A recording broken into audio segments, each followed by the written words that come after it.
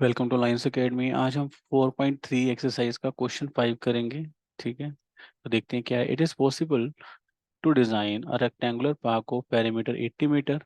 Okay, so perimeter given है rectangular park का 80 metre and area is also given 400 metre square. तो कह रहा है कि अगर ये पॉसिबल है कि पेरीमीटर 80 होगा और एरिया 400 मीटर स्क्वायर होगा, अपने को चेक करना है पहले, फिर उसके बाद length and breadth find out करनी है। ठीक है, चलो देखते हैं।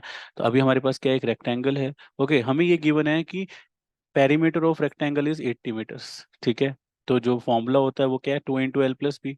ओके, तो एल प्लस बी कितना हो जाएगा, 40 हो जाएगा। अगर हम यहाँ से 2 से कैंसिल कर देंगे 80 को तो 40 मिलेगा। ठीक है, फिर उसके बाद एल इज इक्वल टू कितना हो जाएगा, 40 माइनस बी। अगर हम बी को ट्रांसपोज कर देते हैं to the right hand side, ठीक है, तो L is equal to 40 minus b. तो देखो वैल्यूज क्या आ जाएंगे हमारे पास, डायग्राम में देखेंगे कि बी जो है हमारे पास ब्रेड्थ हो गया। ठीक है, और 40 माइनस बी क्या हो गई, लेंथ हो गई। ठीक है, अब आगे और क्या गिवन है, एरिया गिवन है। एरिया कितना हो जाएगा, देखो length into breadth is equal to area of rectangle which is given 400 metre square. तो L into B is equal to 400 हो जाएगा। ठीक है, अब हम एल और बी की वैल्यूज पुट करेंगे, बिकॉज देखो डायग्राम में L is equal to 40 minus b है एंड और बी तो बी ही है, हमने कंसिडर किया है। ठीक है, तो वैल्यूज पुट की तो L is 40 minus b and b is b. जब इन दोनों का प्रोडक्ट करेंगे तो 400 मिलेगा। ठीक है, आगे देखते हैं।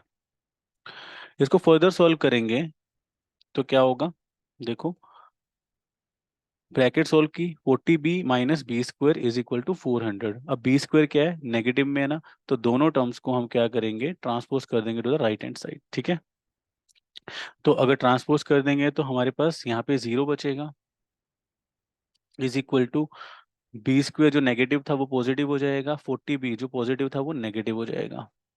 ठीक है, और 400 तो पॉजिटिव ही है। ओके, अब इस जीरो को राइट हैंड साइड शिफ्ट कर देंगे तो हमारे पास इक्वेशन आएगी b square minus 40b plus 400। ठीक है, is equal to zero.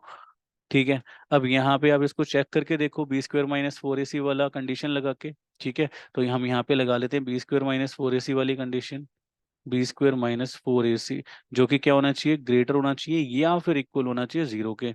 Okay, तो यहाँ पे a is 1, b is -40 and c is 400। ठीक है, वैल्यूज पुट करते हैं, b इज -40 का स्क्वायर हो जाएगा -4 into a is 1 and c is 400। ठीक है, अब इसको चेक करना है कि ये जीरो से बड़ा आता है या जीरो के इक्वल होता है। अगर लेस देन जीरो हुआ तो इट मीन्स क्या होगा, हम ये नहीं फाइंड आउट कर पाएंगे कि लेंथ और ब्रेड्थ कितनी होगी, because this situation is not possible. ठीक है, तो क्योंकि रियल रूट्स मिल ही नहीं रहे हैं हमें यहाँ पे, तो 4 4 जा 1600 हो जाएगा यहाँ पे, -40 का स्क्वायर माइनस 4 4 जा 1600। Okay, so this value is equal to zero, it means हमें इक्वल रियल रूट्स मिलने वाले हैं, है ना। हमने बेसिक में पढ़ा था ये।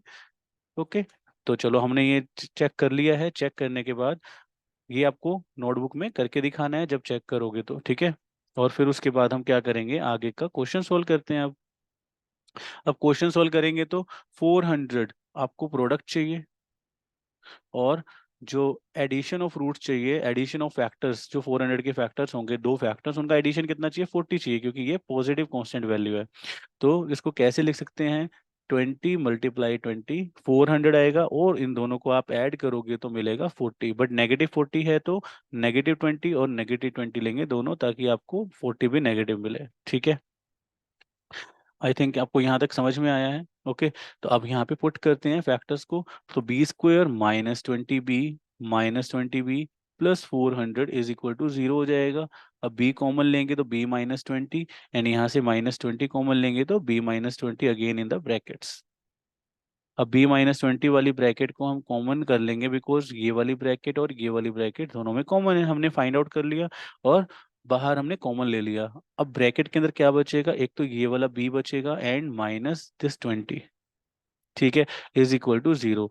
तो b इज इक्वल टू 20, 20 ये वैल्यू आ रही है, तो इट मीन्स b की वैल्यू अगर 20 है तो 40 minus b means it is length.